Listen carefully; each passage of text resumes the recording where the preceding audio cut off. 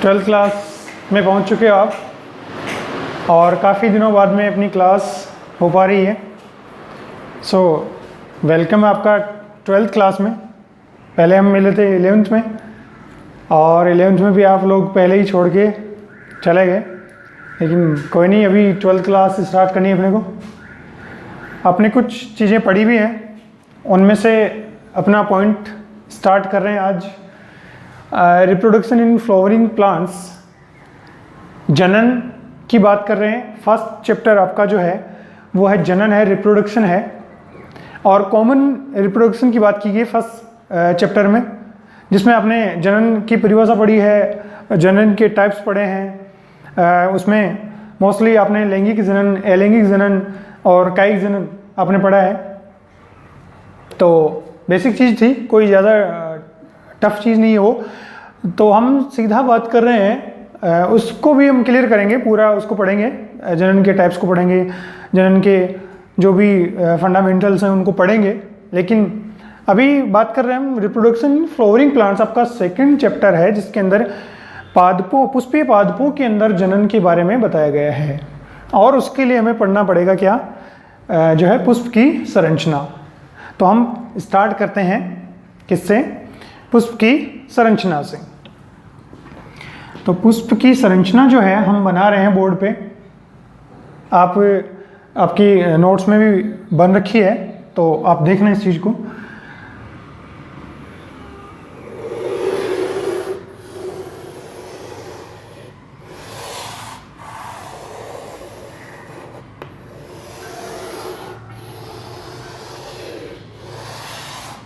वैसे बना रखा आपने नोट्स में ये डायग्राम, लेकिन फिर भी आप जो है थोड़ा सा इसको और हम बोर्ड के द्वारा समझते हैं।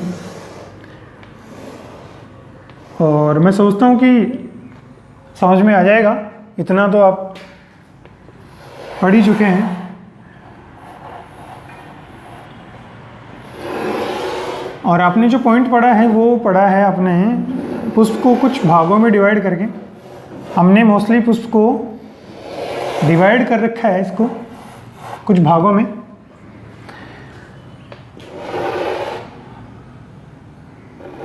कुछ भागों में डिवाइड कर रखा है, वो मैं आपको फिर से बोल के बता देता हूँ। देखिए, पुष्प जो है, सबसे पहला क्वेश्चन होता है पुष्प क्या है, तब आप कहते हैं पुष्प रूपांतरित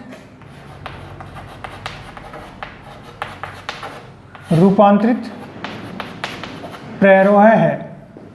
पुष्प क्या है, रूपांतरित प्ररोह है। अब प्ररोह क्या है ये आप पहले पढ़ चुके हैं। बीज जब अंकुरित होता है तो उससे निकलने वाली पहली जो स्ट्रक्चर होती है, पहली जो संरचना होती है, वह क्या है, प्ररोह है। और प्ररोह जब बड़ा होता है, जब पादप का तना बनता है, उसकी टहनियाँ बनती हैं, शाखाएं बनती हैं, फिर उस पर पुष्प बनता है। तो पुष्प भी किससे बन रहा है, शुरुआत कहाँ से हुई, प्ररोह से। बीज के जर्मिनेशन से शुरुआत हुई थी। एक बीज था, ये जर्मिनेट हुआ था, एक तो इसमें जड़ निकल गई, एक इसका प्ररोह निकल गया। प्रांकुर, प्लीमूल और रेडिकल हम बात करते हैं। प्लीमूल से मूलांकुर और जो है प्ररोह, या कहें कि प्रांकुर, प्रांकुर बदल जाता है किसमें, प्ररोह में। और प्ररोह बदल जाता है तने वाले पार्ट में, तना बनाता है, तने पर शाखाएं भी बनती हैं, और शाखाओं पर क्या बनते हैं, पत्ती और पुष्प बनते हैं। तो पुष्प की बात कर रहे हैं हम। पुष्प क्या है, तो आप कहेंगे रूपांतरित प्ररोह है। सिंपल बात। अब बात करते हैं पुष्प के भाग या पुष्प की संरचना। पुष्प की संरचना। अब पुष्प की संरचना में देखिए आप, हम इसको मोस्टली दो भागों में डिवाइड करते हैं पुष्प को। पहला पार्ट क्या है इसका, पहला पार्ट होता है इसका, इसके होते हैं सहायक चक्र, ठीक है। सेकंड होता है इसका क्या, अनिवार्य चक्र, ठीक है। सहायक चक्र होता है और एक होता है अनिवार्य चक्र। सहायक चक्र भी इसके जो हैं डिवाइड करें तो दो होते हैं। पहला सहायक चक्र क्या, हम संरचना ही पढ़ रहे हैं, संरचना में आगे हम बढ़ते जाएंगे कि पुष्प की संरचना में मोस्टली दो चक्र हैं, सहायक चक्र और अनिवार्य चक्र। अब सहायक को सहायक क्यों कहा गया और अनिवार्य क्यों कहा गया वो भी हम बात करेंगे, लेकिन उससे पहले मैं नाम लिख देता हूं किसका, सहायक चक्रों का। पहला चक्र क्या है, बाह्य दलपुंज, और दूसरा चक्र क्या होगा, दलपुंज, कैलिक्स, और ये क्या है, कोरोला। ठीक है। इसी प्रकार से अनिवार्य चक्र की बात करें तो ये भी दो होते हैं, एक होता है पुमंग और एक होता है जाया। ठीक, मतलब एंड्रोसियम और गाइनोसियम। पुष्प की संरचना की बात हुई। पुष्प की संरचना में मोस्टली दो भाग हैं, एक तो होता है उसका सहायक चक्र और दूसरा होता है उसका अनिवार्य चक्र। अब देखिए सहायक चक्र में हमने कहा दो होते हैं, बाह्य दलपुंज होता है, तो इस डायग्राम के अंदर हम वो चीज़ें रखते जाते हैं, समझते जाते हैं कि कहाँ पे बाह्य दलपुंज है, कहाँ पे दलपुंज। तो देखिए पुष्प में मोस्टली हम कह रहे हैं 4 चक्र हैं, लेकिन उसको हमने 2 ग्रुपों में डिवाइड किया है। 4 चक्र हैं। 4 चक्र कैसे, पहला चक्र बाह्य दलपुंज, दूसरा दलपुंज, तीसरा चक्र पुमंग का, चौथा चक्र जायांग का, लेकिन उसको हमने 2 ग्रुपों में डिवाइड किया मोस्टली। तो सहायक चक्र का पहला चक्र जो है बाह्य दलपुंज है, तो यहां पे हम बात करें ये जो चक्र है ये क्या है, बाह्य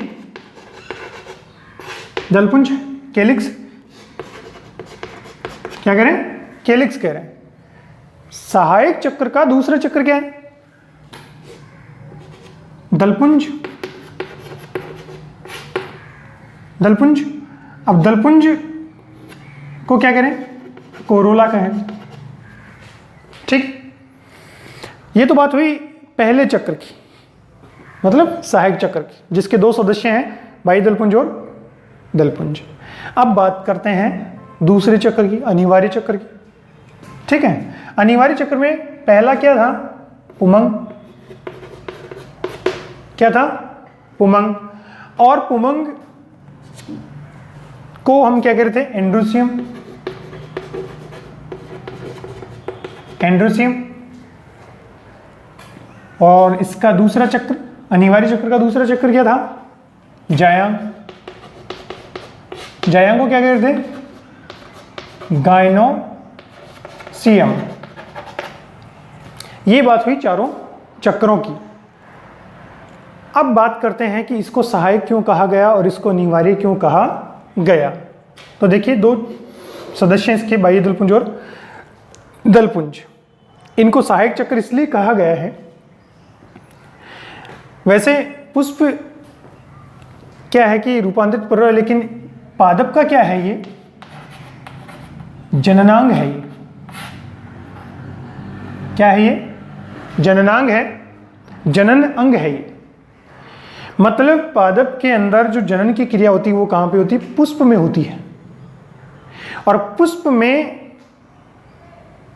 जो जनन की क्रिया है उसके लिए 2 सदस्य जिम्मेदार होते हैं, एक तो पुमंग और एक जायांग। पुमंग को हम क्या कहते हैं, नर जननांग कहते हैं, और जायांग को हम क्या कहते हैं, मादा जननांग कहते हैं, मादा जननांग कहते हैं। इसका मतलब जनन करने के लिए हम जानते हैं एक तो नर सदस्य आवश्यक होता है और एक मादा सदस्य आवश्यक होता है। तो पुष्प के दोनों सदस्य मौजूद हैं इसमें, लेकिन डिपेंड करेगा वो किस पे, पुष्प पे, कि पुष्प जो है वो कैसा, एकलिंगी है या फिर द्विलिंगी है। एकलिंगी द्विलिंगी से मतलब अगर किसी पुष्प में एक ही प्रकार का जननांग मौजूद है, जनन अंग मौजूद है, जैसे मान लीजिए कि कोई पुष्प है जिसमें सिर्फ पुमंग मौजूद है, जायांग नहीं है, एकलिंगी हो गया पुष्प, लेकिन उसमें पुमंग है, इसका मतलब अकेला पुष्प जनन नहीं कर सकता है। ठीक है, एकलिंगी कहेंगे उस कंडीशन में। और ये जो हमने पुष्प का डायग्राम बना रखा है, इसके अंदर देखिए हमने पुमंग भी दिखा रखा है, और क्या दिखा रखा है, जायांग भी दिखा रखा है। इसका मतलब ये पुष्प कैसा है, द्विलिंगी पुष्प है। और इस पुष्प में जनन करने के लिए जो अंग आवश्यक हैं वो दोनों मौजूद हैं, पुमंग भी मौजूद है और जायांग भी मौजूद है। तो इसलिए हम यूँ कह सकते हैं कि इसमें जनन करने के लिए 2 चक्र मौजूद है, पुमंग और जायांग। लेकिन उससे पहले एक चक्र और दिखा रखा है, सहायक चक्र, जिसके अंदर 2 सदस्य दिखा रखे हैं, बाह्य दलपुंज और दलपुंज। इनको सहायक क्यों कहा गया है? तो देखिए, इस पुष्प में जो जनन की क्रिया होने वाली है वो जनन की क्रिया पुमंग और जायांग के अंदर जो जनन संरचनाएं बनेंगी उनके मिलने से होगा जनन। तो इन दोनों चक्रों के अंदर वो संरचनाएं बने और बनने के बाद में वो आपस में मिले, आपस में जनन करने के लिए मिले, तब तक क्या होना जरूरी है, इन चक्रों का पुष्प में लगे रहना जरूरी है। किसका, पुमंग और जायांग का इस पुष्प में लगे रहना जरूरी है। और इन दोनों चक्रों की सुरक्षा, मतलब इनको जब तक जनन नहीं होता है तब तक इनको बनाए रखने के लिए जो सुरक्षा प्रोवाइड करवाई जाती है, वो सुरक्षा कौन देता है, ये दोनों सहायक चक्र देते हैं। कौन कौन से, बाह्य दलपुंज और दलपुंज। ये पत्ती नुमा संरचनाएं होती हैं, बाह्य दलपुंज और दलपुंज। इनकी विशेषताएं भी होती हैं। बाह्य दलपुंज का रंग कैसा होता है, संख्या कितनी होती है और क्या काम करते हैं, वो सारी चीज़ें, इनकी विशेषताएं भी दे रखी हैं। दोनों के लिए दे रखा है, किसके लिए, बाह्य दलपुंज के लिए भी और दलपुंज के लिए भी। तो सहायक चक्र इसको इसलिए कहा गया है, जब तक पुष्प में जनन की क्रिया नहीं होती है, मतलब पुमंग और जायांग के अंदर जो जनन संरचनाएं बनी हैं वो जब तक नहीं मिलती हैं, जब तक जनन नहीं होता है, तब तक पुष्प में ये दोनों चक्र बाह्य दलपुंज और दलपुंज लगे रहेंगे, बने रहेंगे। और जब जनन की क्रिया हो जाती है तब ये पुष्प से गिर जाते हैं, मतलब बाद में इनकी आवश्यकता नहीं है, बाद में इनकी आवश्यकता नहीं है। इसलिए ये सिर्फ सहायक है, ये सिर्फ एसेंटाइल है, नेसेसरी नहीं है, मतलब आवश्यक है। देखें, जरूरी नहीं है कि पुष्प के अंत तक जो है ये बने रहें, क्योंकि बाद में इनकी आवश्यकता ही नहीं है, तो ये हट जाएंगे, गिर जाएंगे। तो बना कौन रहेगा, सिर्फ पुमंग और जायांग। लेकिन पुमंग भी गिर जाएगा, जायांग के भी कुछ हिस्से गिर जाएंगे, आगे बात करेंगे हम। पुमंग का जो पार्ट भी है बाद में बेकार हो जाएगा जनन होने के बाद में तो। और जायांग जो है, गायनोसियम जो है, इसका भी पार्ट, सिर्फ अंडाशय वाला पार्ट बचेगा। अब देखिए, हम एक एक सदस्य को पढ़ते जाते हैं और इसकी विशेषता पढ़ते जाते हैं थोड़ी थोड़ी। बाह्य दलपुंज पुष्प का सबसे बाहरी चक्र है, सहायक चक्र का पहला चक्र है, पुष्प का सबसे बाहरी चक्र है, जिसको हम कैलिक्स भी कह रहे हैं। एक पुष्प में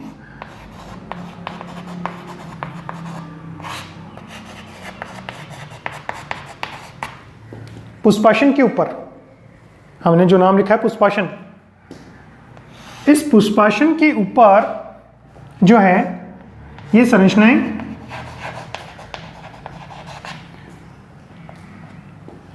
पुष्पाशन कहें, थैलेमस कह सकते हैं, पेडिकल कह सकते हैं, पुष्पवृंत होता है, पुष्पवृंत के ऊपर पुष्पाशन होता है, पुष्पाशन के ऊपर ये चक्र शुरू होते हैं। तो पुष्पाशन के ऊपर पुष्प का पहला सहायक चक्र बाह्य दलपुंज जो है वो होता है। और जो पुष्प का जो पहला चक्र है पुष्पाशन पर, इसकी संख्या अगर बात करें हम, तो एक पुष्प में 4 या 5 क्या होते हैं, बाह्य दल होते हैं। बाह्य दलपुंज नहीं कहेंगे, क्या कहेंगे, बाह्य दल होते हैं,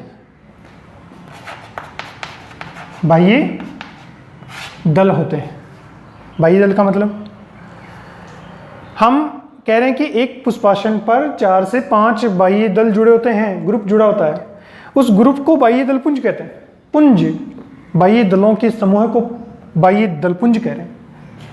मतलब ये 4 से 5 सदस्य होंगे जो एक चक्र में जुड़े होंगे। जैसे ये एक पुष्प का जो है क्या है, पुष्प वृंत है और इसके ऊपर थोड़ा सा फूला हुआ भाग आ जाएगा पुष्पाशन इसका, और इस पुष्पाशन पर एक बाह्य दल इधर से निकला हुआ है, एक बाह्य दल इधर से, एक इधर से और एक इधर से, ऐसे करके इसके चारों ओर क्या जुड़े हुए हैं, 4 से 5 बाह्य दल जुड़े हुए हैं, तो उनको हम बाह्य दलपुंज कह देते हैं, कैलिक्स कह देते हैं। और इस बाह्य दल को हम सेपल कहते हैं। क्या कहेंगे, सेपल कहेंगे। और सभी को मिला के क्या कह देंगे, बाह्य दलपुंज या कैलिक्स कह देंगे। रंग कैसा होता है इनका, हरा होता है। रंग कैसा होता है बाह्य दलों का, हरा होता है। काम क्या इनका, पुष्प के जननांगों की सुरक्षा करने का काम करते हैं। जनन होने के बाद में ये पुष्प से हट जाते हैं, गिर जाते हैं। ऐसे ही दूसरे चक्र की बात करें दलपुंज की, तो ऐसे ही जिस प्रकार से बाह्य दलपुंज में 4 से 5 सदस्य थे, वैसे ही इसमें भी 4 से 5 दल पाए जाते हैं।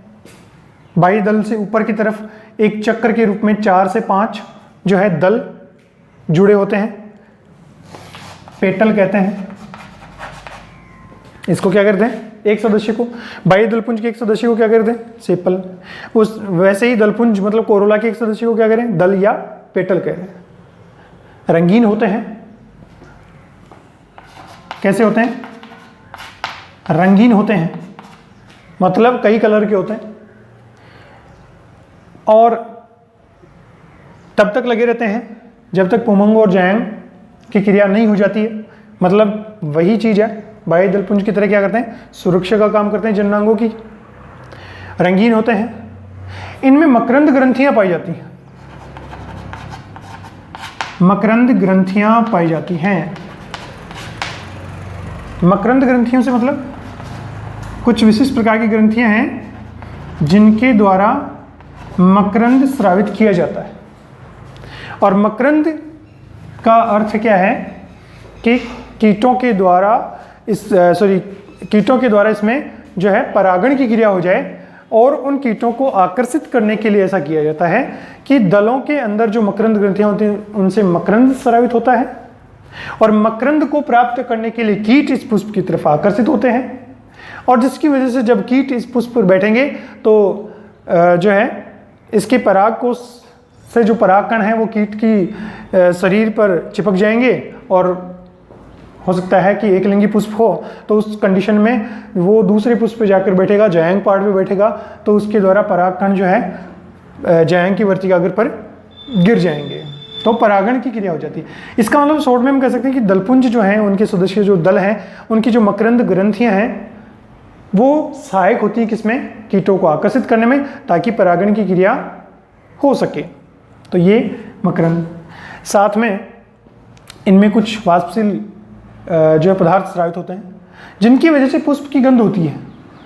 कुछ स्पेसिफिक जो है पदार्थ इसमें पाए जाते हैं जिनकी वजह से इनमें जो है सुगंध पाई जाती है। अलग अलग, आप जानते हैं कि अलग अलग पुष्प जो है उनकी अलग अलग खुशबू पाई जाती है। वो किसकी वजह से होती है, दलों की वजह से होती है, क्योंकि दलों में कुछ वाष्पशील ग्रंथियाँ होती हैं जिनसे वाष्पशील पदार्थ स्रावित किया जाता है जिसमें गंध पाई जाती है, जिसकी वजह से ये सुगंधित होते हैं। ये बात हुई दलों की। अब बात करते हैं तीसरा चक्र जो था, नर जननांग, पुमंग, एंड्रोसियम। ये नर जननांग, इसके 3 पार्ट होते हैं मोस्टली। इसमें इसका जो पहला पार्ट है वो ये जो आपको लंबी संरचना दिख रही है, ये मैं नाम यहाँ पे लिख देता हूँ इसका। ये इसका पूतंतु है, पूतंतु कहते हैं इसको। ये पार्ट इसको योजी कहते हैं, और ये लास्ट पार्ट परागकोश कहते हैं। तीनों को मिला के पुमंग कहा जाता है। ठीक है, जिस प्रकार से दलपुंज के एक सदस्य को क्या कह रहे थे, दल कह रहे थे, वैसे ही पुमंग के एक सदस्य को क्या कहते हैं, पुकेशर कहते हैं। क्या कहते हैं, पुकेशर कहते हैं, स्टेमन कहते हैं। क्या कहते हैं, पुकेशर कहा जाता है, स्टेमन कहा जाता है, मतलब एक सदस्य, और इन सबको मिला दें तो पुमंग कह देंगे। अब बात करेंगे कि एक पुष्प में कितने पुकेशर हो सकते हैं। पुष्प पे डिपेंड होगा उसमें कितने पुकेशर होंगे। जैसे हमने ये जो डायग्राम बना रखा है इसमें आपको दिख रहा होगा कि 1 2 3 4 5 और 6 दिख रहे हैं आपको पुकेशर। ये एग्जाम्पल हम बात कर सकते हैं सरसों का। सरसों का मतलब सरसों के पुष्प में पुष्प द्विलिंगी होता है और इसमें पुमंग और जैंग दोनों पाए जाते हैं। और जो पुमंग सदस्य इसके जो पुकीशर हैं वो 6 की संख्या में होते हैं, चतुर्दीर्घी होते हैं, मतलब 4 बड़े होते हैं, 2 छोटे होते हैं। दिख भी रहा है आपको डायग्राम के अंदर, ये देखिए 1 और 2 छोटे हैं, और ये 4, 2 इधर 2 इधर, ये 4 बड़े हैं। चतुर्दीर्घी अवस्था कहते हैं इसको। 4+2 से दर्शाते हैं इसको, 4+2 से शो करेंगे इसको। चतुर्दीर्घी अवस्था है पुकीशरों की, 6 होते हैं। ऐसे ही बात करें एक और एग्जाम्पल की, तो मटर हम ले सकते हैं। मटर में ये 10 होते हैं। कितने होते हैं? 10 होती है इनकी संख्या पुकीशरों की। 9+1 से शो करते हैं। 9 एक साथ जुड़े होते हैं, एक अलग होता है। अब देखिए ये कंडीशन है अलग अलग कि उसमें जुड़े हुए हैं, कोई अलग है, कोई बड़ा है, कोई छोटा है, उसके अकॉर्डिंग हम इसको शो करते हैं। ये बड़ा छोटे के अकॉर्डिंग था, ये जुड़े और होने के अकॉर्डिंग था। 9 जुड़े हुए हैं, एक अलग है, इसलिए 9+1 है। लेकिन 10 है, जैसे गुड़हल है उसमें असंख्य होते हैं, काफ़ी होते हैं। मतलब अलग अलग पुष्पों के अंदर पुकीशर की संख्या अलग अलग पाई जाती है। पुकीशर 4 हो सकते हैं, 6 हो सकते हैं, 10 हो सकते हैं, 20 हो सकते हैं, 50 हो सकते हैं, असंख्य हो सकते हैं। मैंने कुछ एग्जाम्पल आपको दिए हैं, जैसे ये डायग्राम बना रखा है, सरसों का है, मटर का हमने बताया। तो इस प्रकार से पुकीशरों की संख्या अलग अलग होती है। 3 भाग होते हैं। पूतंतु होता है, नीचे का बड़ा जो तंतुनुमा संरचना है जो पुष्पासन पर जुड़ा हुआ है, इसको हम क्या करें? पूतंतु कह रहे हैं, फिलामेंट कह रहे हैं इसको क्या करें? फिलामेंट। पूतंतु के जिस भाग पर परागकोश जुड़ता है उसको कहते हैं योजी, कनेक्टिव कहते हैं इसको। योजी या क्या कहेंगे? कनेक्टिव कहेंगे इसको। और सबसे ऊपर का फूला हुआ भाग जो होता है वो क्या होता है? परागकोश, एंथर होता है, या पोलन सेक भी इसको कहा जाता है। एंथर या पोलन सेक इसको कहा जाता है। परागकोश नाम से आपको स्पष्ट हो रहा होगा, परागकोश का मतलब है कि इसके अंदर पराग कण पाए जाते हैं, और पराग कण नर जनन संरचना होती है। पुमंग तो क्या है? नर जननांग है। नर जनन संरचना की बात की जाए तो कौन है? पराग कण है। पराग कण कहाँ बनते हैं? पराग कोश में बनते हैं। पराग कोश किसका भाग है? पुकीशर का भाग है, तीसरा। तो कुछ ये चीजें आप ध्यान में रखोगे। पूतंतु है, योजी है, परागकोश है, और परागकोश के अंदर क्या है? पराग कण बनते हैं, नर जनन संरचना बनती है। अब बात करते हैं इसके कार्य की। पुमंग जो है और इसका सदस्य जो पुकीशर है, ये काम क्या करता है? तो काम इसके नाम से स्पष्ट हो रहा है। वैसे देखिए हमने क्या कहा, पुमंग क्या है? नर जननांग है, और पुमंग का एक सदस्य क्या है? पुकीशर है। ठीक है, ये तो हम समूह को कह रहे हैं पुमंग। तो आप आइए एक पुकीशर पे। एक पुकीशर क्या है? इसका नर जननांग है, और इस नर जननांग के 3 पार्ट हैं, पूतंतु, योजी और परागकोश। अब देखिए परागकोश के अंदर बन रहे हैं परागकण।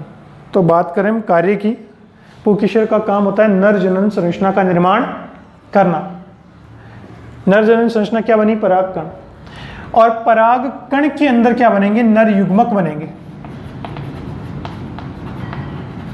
जो कि आप जानते हैं कि जनन की क्रिया में 2 चीजें पार्टिसिपेट करती हैं।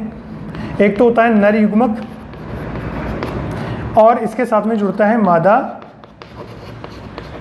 युग्मक। इन दोनों के संलयन को ही, जुड़ने को ही क्या कहते हैं? जनन कहते हैं, निषेचन कहते हैं। ठीक है, तो यहां पर काम क्या हो गया इसका?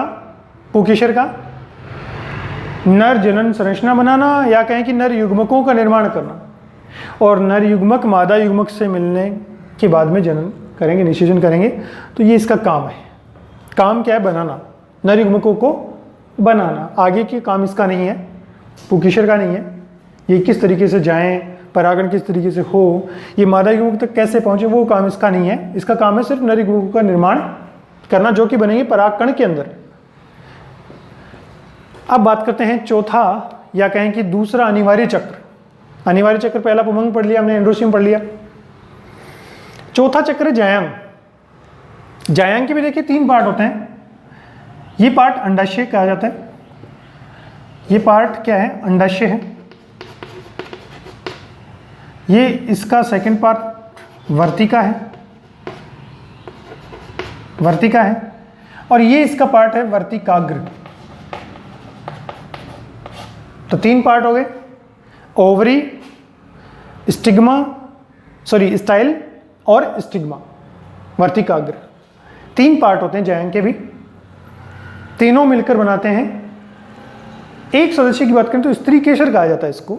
जैसे पुमंग के एक सदस्य को पुकेशर कह रहे थे, वैसे इसके एक सदस्य को क्या कहते हैं, स्त्री केशर कहते हैं। स्त्री केशर कहा जाता है, पेटल कहते हैं, ठीक है।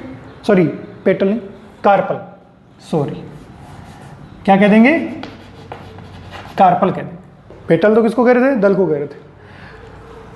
तो यहाँ पे ये भी चीज़ ध्यान में रखने वाली है, बाह्य दलपुंज के एक सदस्य को सेपल, दलपुंज के एक सदस्य को पेटल, पुमंग के एक सदस्य को स्टेमन और जायांग के एक सदस्य को कार्पल कहा जाता है।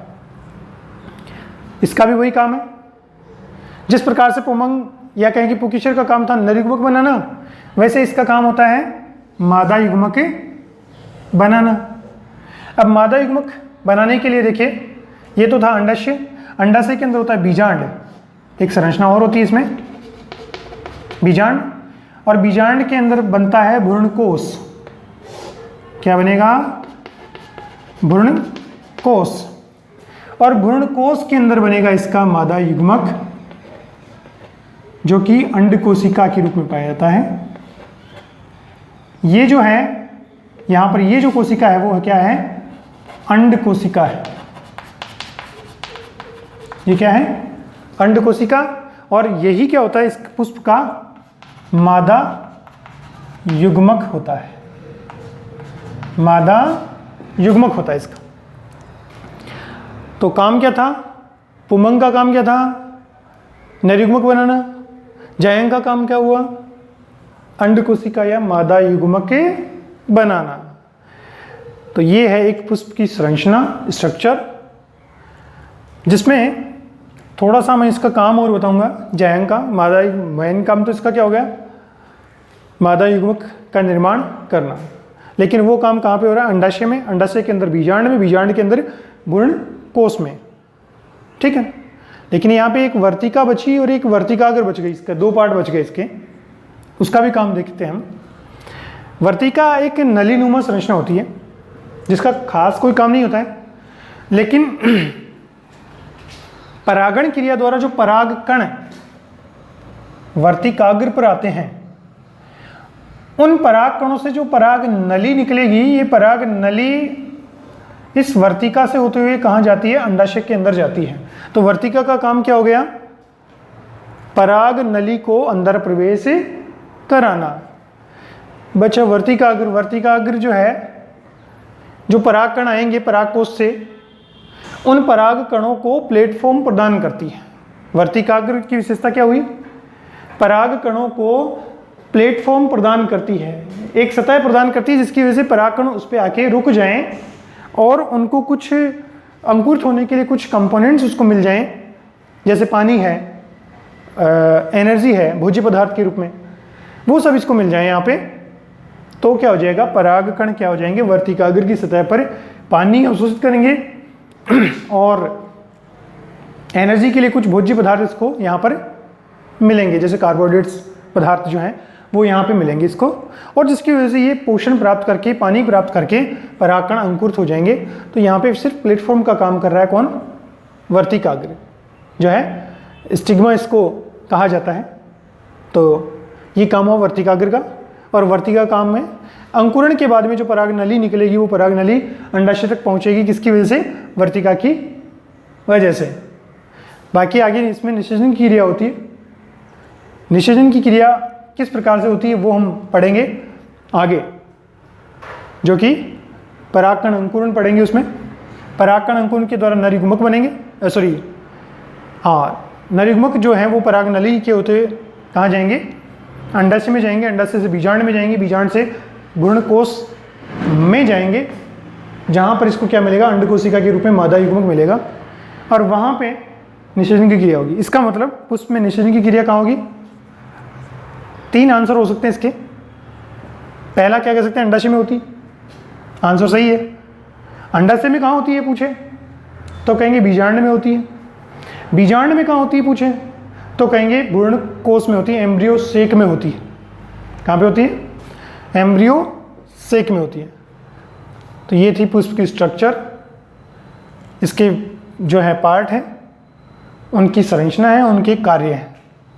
बाकी आगे का पोर्शन जो है जनन हम पढ़ ही रहे हैं, तो जनन का नेक्स्ट पॉइंट जो होगा वो क्या होगा, एक तो होगा परागण, और परागण की क्रिया क्या होती है वो हम पढ़ेंगे। पराग कणों का परागकोश से निकलकर वर्तिकाग्र पे जाना, पुष्प की वर्तिकाग्र पे जाना क्या होता है, परागण होता है। तो ये भी एक निषेचन का पार्ट है, जनन का पार्ट है। तो परागण की क्रिया पढ़ेंगे, परागण से बाद में हम पढ़ेंगे निषेचन की क्रिया, और निषेचन के द्वारा जनन पूर्ण होता है, जो हम नेक्स्ट पॉइंट में पढ़ने वाले हैं।